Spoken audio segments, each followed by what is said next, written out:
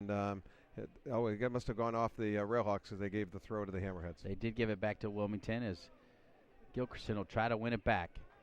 Cunliffe gives it to Palladini. What a ball to Diallo. What a ball back to Watson. Watson now to Palladini. Palladini takes a shot near post. Better stuff now, though, from the Carolina Railhawks. No question. It looks like there may be some fatigue in the Hammerheads as the game is there. And, of course, having a 1-0 lead and where you're probably the underdog. Obviously, you're playing on the road. You're a USL 2 team versus USL 1. And that can take a lot of wind out of your sails when you do that. And really, the Railhawks have been unfortunate not to get a second one. Well said. Amir Lowry had this one. Lowry's got that yellow, so he's going to have to be extra careful. And that's the last thing you want to do is give a man advantage here in the U.S. Open Cup. Mark Schulte out of the back.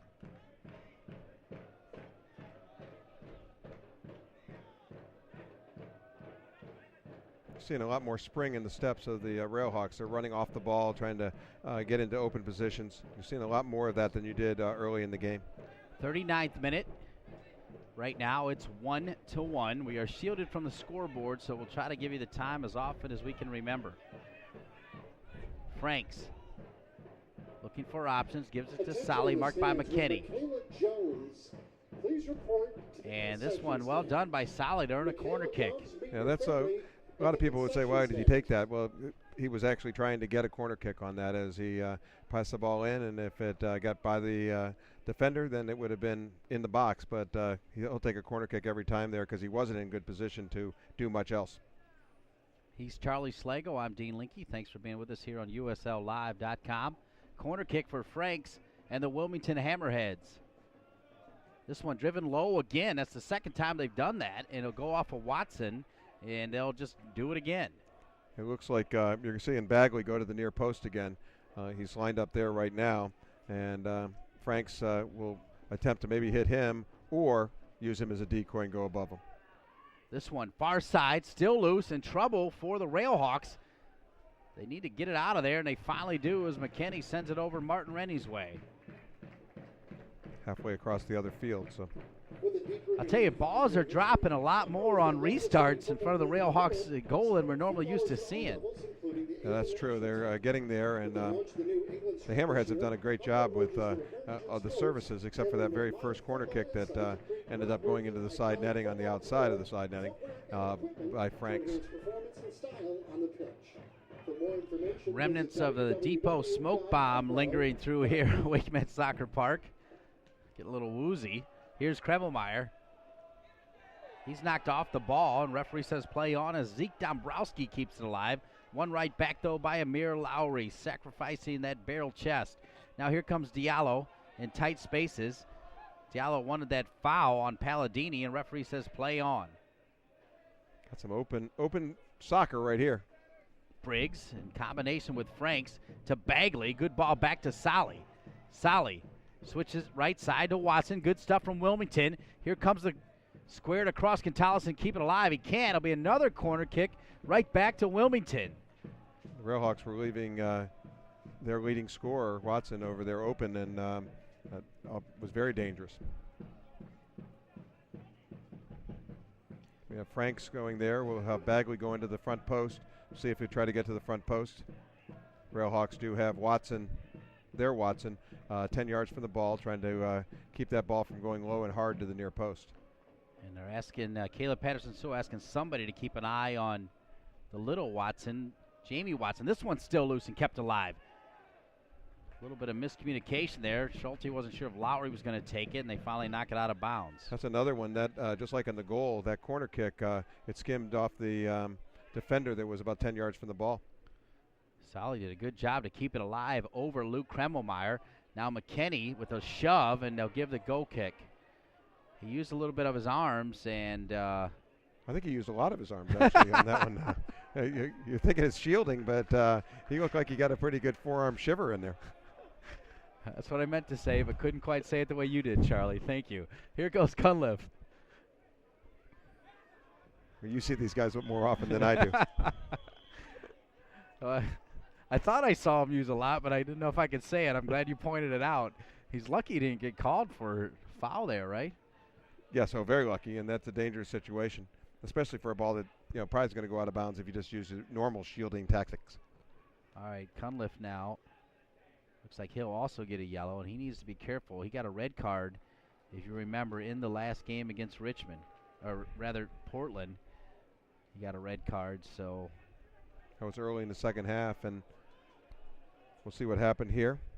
In the 42nd minute of play, yellow card presented to Carolina I think for showing the bottom of his cleats that coming in with 2 feet is what got him the yellow card there. Some of that sometimes comes from frustration. You put the ball a little bit too far out in front of you and figure you're going to get it back some way, somehow. 43rd minute. Hope to give you an indication, Sandra Serafini, how much time will be added. Fourth official. This one knocked away by Watson. It'll come back to Cunliffe and the Railhawks. It's tied at 1. First to goal from Bagley and Wilmington, and then the equalizer from Hamed Diallo, his second goal in as many U.S. Open Cup games, 2009 style. Schulte. Play this back to Tullison. He'll feel the pressure from Briggs, but Caleb Patterson-Sewell, good communication that time, coming out to help. Right, good head back to Schulte, and then Tullison got a decent head on it and got it back to Caleb. Want to say hello to Amy Rennie, who's in Cleveland, watching this one with her daughters. Also hello to the Rennie family back in Scotland, including his mother. Here's Cunliffe. Now to Kremmelmeyer, back to Lowry. Palladini trying to first time it. And trying to second time it. Both opportunities not there. He tried low and then tried high, and neither worked. But they get the throw in over there.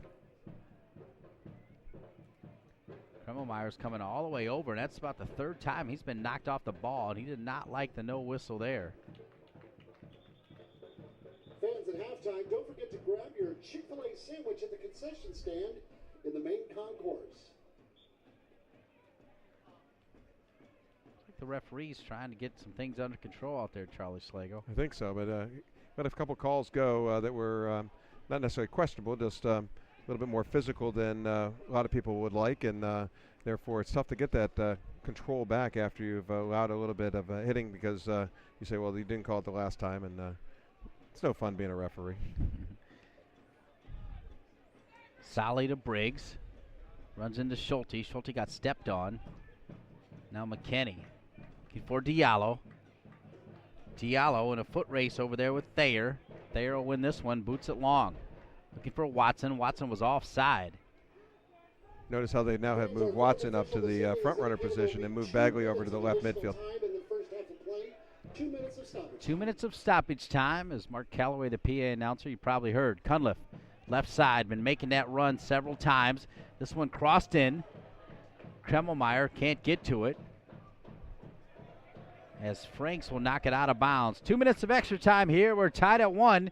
This is the U.S. Open Cup. At halftime, we'll spend some time with Brian Wellman, also Keith Jenkins, the athletic facility supervisor here at Wakeman Soccer Park. This one played up to Watson. Back to Cunliffe now, Palladini.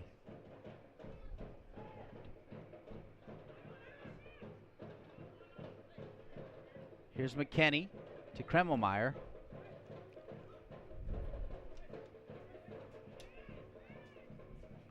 Watson. Lowry is the Railhawks trying to go ahead before the halftime whistle. McKinney.